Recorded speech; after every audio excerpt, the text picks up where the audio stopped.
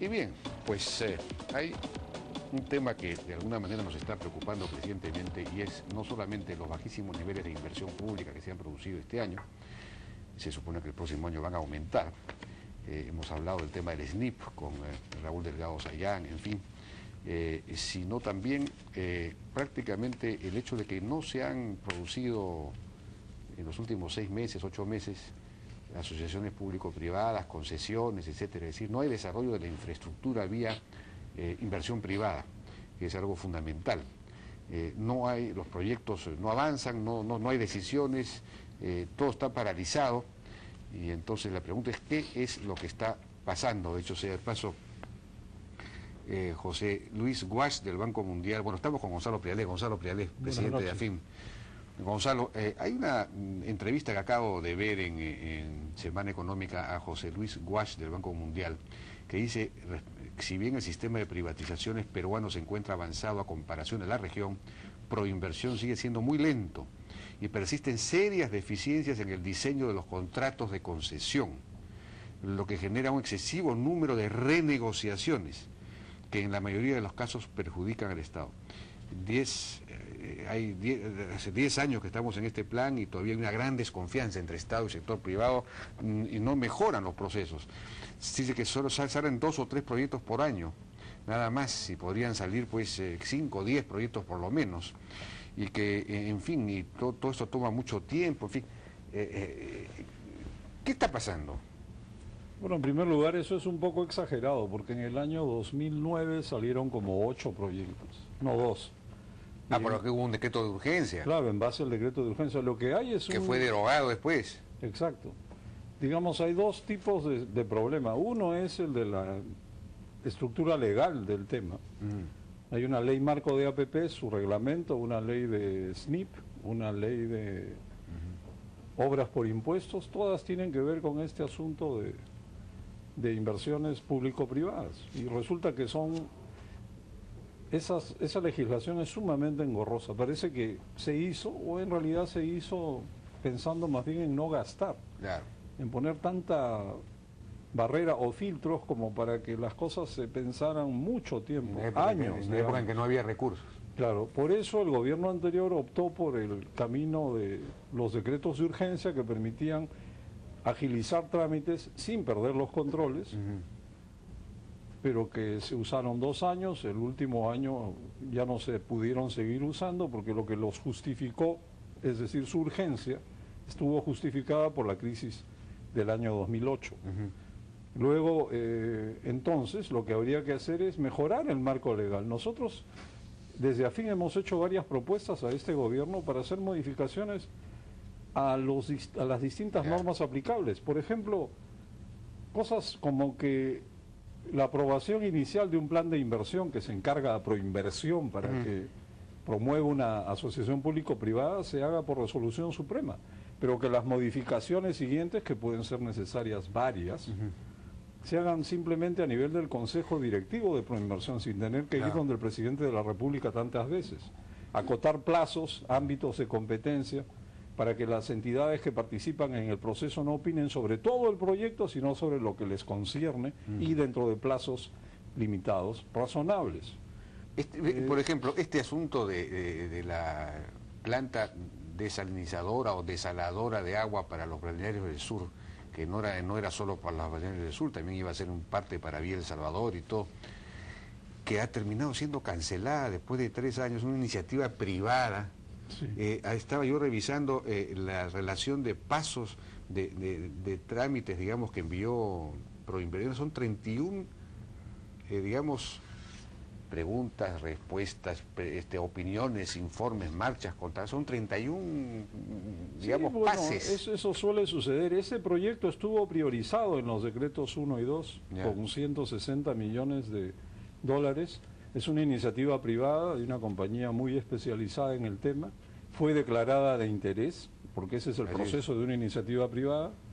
Luego se presentaron 8 postores interesados en concursar. Imagínense un concurso de 9 consorcios de envergadura. Es increíble. O sea, era ¿Y qué pasó? Un logro. Bueno, básicamente le tocó a SUNAS establecer la tarifa del agua para ese fin, y en lugar de establecer la tarifa o decir la tarifa tendría que ser X, Y o Z, salió con que el proyecto no le gustaba y que debiera buscarse otras alternativas.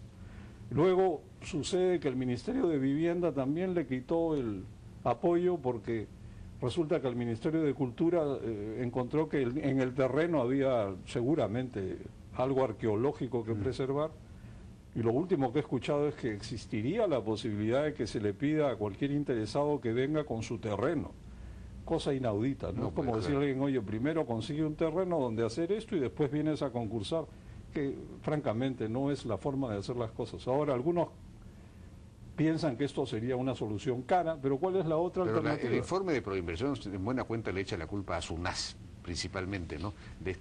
Pero ¿cómo es posible, habiendo una iniciativa privada con 8 postores, es decir, esto es una obra privada, ni siquiera hay a haber nada de fondos públicos ahí, que finalmente se cancele, se ha cancelado y ahora no hay solución? Críticas medio jaladas de los pelos, como que esto va a atender balnearios que tiene gente viviendo en el verano y que van a pagar una tarifa de agua y después en el resto del año el agua va a estar ahí botada. No es así, pues el agua se conecta, así como hay una red eléctrica en todo el país, el agua pues se destina a otros... iba a ir a Villa El Salvador, que tiene... tremendo déficit de agua potable, así que Villa El Salvador iba a recibir agua de este lugar también. Es el tipo de cosas que suceden, porque generalmente se objeta a las iniciativas privadas porque temen que la declaren de interés, es decir, el Estado la declara de interés y después no se presentan más interesados y después se ven obligados a darle la buena pro al que presentó la iniciativa y eso no les gusta. Resulta que acá se presentan 8, iba a haber 9 competidores, igual no progresa. Cosas que suceden. Entonces, lo que estamos viendo es dos cosas. Primero, habían 33 proyectos priorizados en los decretos de urgencia 1 y 2. Unos pocos se han concursado. Otros, la verdad que no estaban maduros, no valían, digamos, no estaban a punto, iban a tener que ser dejados de lado, pero quedaban 16 buenos proyectos que han sido simplemente dejados de lado. ¿Por un monto total que de 20.000 millones de dólares? No, en este caso eran 2.500 millones de dólares. Algunos no tienen valor porque todavía estaban en fase de diseño, como por ejemplo la longitudinal de la sierra, la longitudinal de la selva, sobre las cuales no hay ninguna precisión. Y de todos estos 33 proyectos, solo 5 han sido priorizados para este semestre, porque hay una lista como de 10 proyectos que se han encargado a Proinversión para que sean concursados en este trimestre, suman solo 1.000 millones de dólares, excepto la línea de transmisión Moyobamba-Iquitos, que es de enorme importancia. Las demás son francamente obras de menor cuantía, de poco calibre, pero de todas maneras necesarias. Es lamentable que se desaproveche la oportunidad de tratar de sacar adelante tantos otros concursos como estos 16 que se han quedado en el tintero, porque toma años llegar a que un concurso se pueda llevar a cabo. O sea que están listos para concursar esos. Bueno, decir, entre comillas, listos para concursar es que probablemente falte un año, pero eso es ya estar listo. Claro. Cuando las cosas empiezan hasta que llegan a ese punto son años, 3, 2, 4 años. Entonces, es perder tiempo valioso, porque no es que estos proyectos no me gustan porque vienen del gobierno anterior y somos el cambio, así que vamos a cambiar de libreto y cambiar hasta de proyectos, porque para generar nuevos proyectos y ponerlos en este mismo punto de casi listos para concursar, tomarán pues 3, 4 o 5 años. Es decir, en este gobierno no veríamos nuevas APPs, lo cual no tiene sentido y seguramente se va a corregir pronto. Bueno, ojalá. Bueno, otro asunto es que... Pero, por ejemplo, ha habido casos como el penal de Huaral, que ya incluso había hasta un contrato listo, un concesionario privado iba a administrar, además es una cosa muy interesante, una experiencia nueva, ¿no? Sí, en un momento en el que faltan cárceles y todo lo demás, y simplemente ha sido cancelado, creo. Sí, yo la verdad esto lo colocaría en la categoría respeto a los contratos, ¿no? Y cumplir compromisos celebrados por el Estado. Ese es el titular. Ahora, los casos específicos son 3. Un penal en Huaral Aucayama que se concursó en marzo del 2011, hace menos de un año, el contrato estaba listo para firmarse y simplemente no se firmó. En octubre, la Defensoría del Pueblo emitió un informe cuestionando dos aspectos legales, uno sobre trabajo de reclusos, otro sobre seguridad interna del penal a cargo del privado. ¿No querían que estuviera a cargo del privado? No, decían que había que modificar las leyes y adecuarlas para poder hacerlo, pero eso se hace pues, y después se firma el contrato. Lo que ellos sugerían es que eso debió haberse hecho antes de convocar al concurso. Lo que yo entiendo, porque no se ha oficializado, pero entendemos que se ha acordado dejar de lado el contrato, o sea, no firmar el contrato y simplemente incumplir con una buena pro otorgada a un concesionario, un concurso de proinversión que fue ganado en buena lid. Tenemos otros dos casos. ¿La opinión de la Defensoría es vinculante? No, la opinión de la Defensoría no es vinculante, es sorprendente que la hayan solicitado, pero en fin, está allí. Ellos no tienen participación en estos procesos de concesión, no forman parte de los entes encargados de opinar y de ser consultados. Tenemos otros dos casos, dos hospitales que fueron concursados en marzo del 2010. Por Esalud. Por Esalud. Sí. Un hospital en Villa María del Triunfo y otro en el Callao. Atenderían a 500.000 asegurados. Esto también por concesión privada, ¿no es cierto? Que era también una cosa novedosa, interesante. Estos tres proyectos son pioneros. La primera cárcel privada en un contexto de cárceles podridas por la corrupción y el hacinamiento, manejadas por el INPE, donde podríamos tener la ocasión de, en un plan piloto, hacer una cárcel nueva, moderna, bien administrada, donde los presos primarios se rehabilitarían. El INPE se ha opuesto seguramente por esa razón, o se opondría, me imagino que se opone. Curioso, pero podría ser que sería una demostración tan grande de cómo se pueden hacer bien las cosas que posiblemente no les conviene, pues son el statu quo. Ahora, y curiosamente hay gente que en nombre del cambio se opone al cambio. Es curioso. En el caso de los dos hospitales que otra vez son pioneros, hospitales privados, el factor de competencia para el concurso fue quién ofrece tarifas mejores, o sea, más bajas que las que cobra Esalud en sus hospitales, hasta sería económico. Entonces se concursaron, se otorgó la buena pro, se han firmado los contratos en el gobierno anterior, porque esto ya tiene 2 años prácticamente, y resulta que hace pocos meses en este gobierno Esalud rescindió uno de los contratos, aunque he escuchado decir hoy que lo están volviendo a pensar, porque le pidió al concesionario que en una semana presentara el cierre financiero, lo cual es humanamente imposible, eso es un imposible de hacer. Entonces, como no se pudo, le cancelaron el contrato y ahora parece que están queriendo volver a hablar del tema. En fin, ese es un hospital, el del Callao. El de Villa María del Triunfo ya tiene el cierre financiero, es decir, tiene financiamiento asegurado hace meses. No le falta nada para empezar, tiene los permisos, el terreno está ahí, todo está listo. Solo falta que Esalud se adhiera a un fideicomiso que hay que constituir para asegurar que los recursos se preserven para el pago de la concesión y de la obra, y no lo hace. Están pasando las semanas, el concesionario está nervioso porque tiene un financiamiento asegurado. En este gobierno nadie quiere tomar decisiones, ¿no? Es una cosa increíble. Pero en el caso, por ejemplo, de la Municipalidad de Lima, la Municipalidad de Lima ha hecho un roadshow en varios países, tiene varios proyectos, varias iniciativas privadas, también por iniciativa privada, digamos, proyectos muy importantes. 3 iniciativas privadas 3, ¿no es cierto? Que ellos han seleccionado y les parecen, y coincido totalmente, excelentes para la ciudad. Una es conectar el final del Sanjón con la Panamericana Sur, primera iniciativa. La segunda es la línea azul, que es la vía de Evitamiento Norte, que es una obra muy grande, como de 1.000 millones. Y la tercera es un túnel que conectaría a los distritos más populosos de Lima. Esas 3 iniciativas han sido ya estudiadas, las encuentran óptimas, están básicamente de acuerdo. Lo único que falta es que las declaren de interés.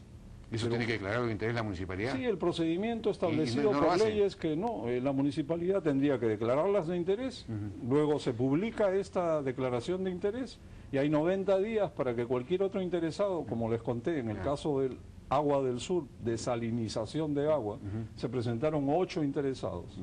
En este caso hay que publicar y ver quiénes se presentan, pero no lo hacen. Y ha habido roadshows, han hecho buen trabajo, han ido a Nueva York, han ido, entiendo, a Madrid, creo que han estado en Santiago de Chile presentando los proyectos. Entonces, ¿por qué no rematan? O sea, está la pelota en la puerta del arco, ¿por qué no meten el gol?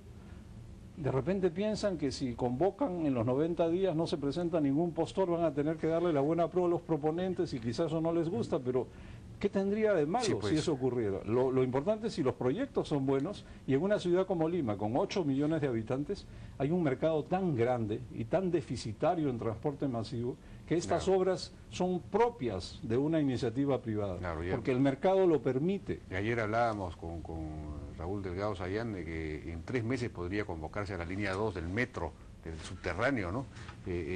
No se sabe qué pasa. Pero en resumen, porque ya nos ha ganado el tiempo, hay problemas de decisión, hay que tomar decisiones, no se sabe cuáles, no hay definiciones, digamos, en el gobierno. Pero también hay este problema de fondo de las normas. O sea, hay que cambiar eso, que se necesita una ley. Hay que porque hacer modificaciones por decreto los decretos de urgencia fueron derogados, entonces, ¿qué hacemos? Básicamente, un camino es pedirle al legislativo facultades legislativas para que el Ejecutivo proponga estas modificaciones. Ya. Otro camino es presentar iniciativas al Congreso, o que el Congreso Proyecto de discuta leyes y a ver qué sale. Eso es complicado porque a veces entra A y sale Z. Es un asunto muy técnico, además. Exacto, son temas técnicos donde se puede hacer mucho populismo.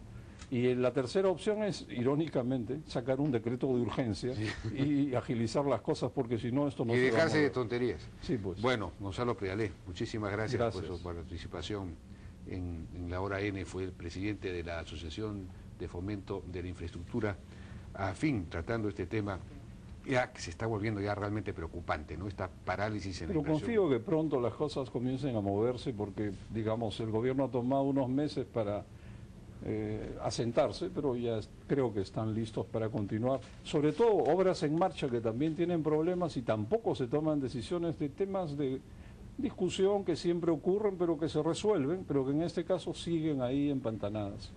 Así que hay que darle movimiento a las cosas para poder hacer la inclusión social y captar inversiones, porque hay muchas empresas extranjeras deseosas de venir a invertir al Perú en ese tipo de grandes obras.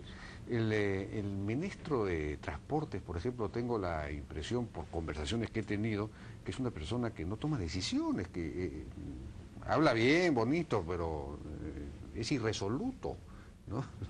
No lo sé francamente, pero eso lo vamos a poder comprobar cuando comiencen a moverse las cosas. Vamos a ver, pues. Muy bien. Bien, Gonzalo Prialé, muchas gracias por su participación. Gracias. Vamos a una pausa y regresamos ahora con el embajador Jaime Pomareda, director general de Promoción Económica de la Cancillería, para este asunto que ha causado revuelo, este concurso, prácticamente cese de los consejeros comerciales que había, que eran muy eficientes, y este concurso que ha tenido una serie de arbitrariedades aparentemente. Regresamos.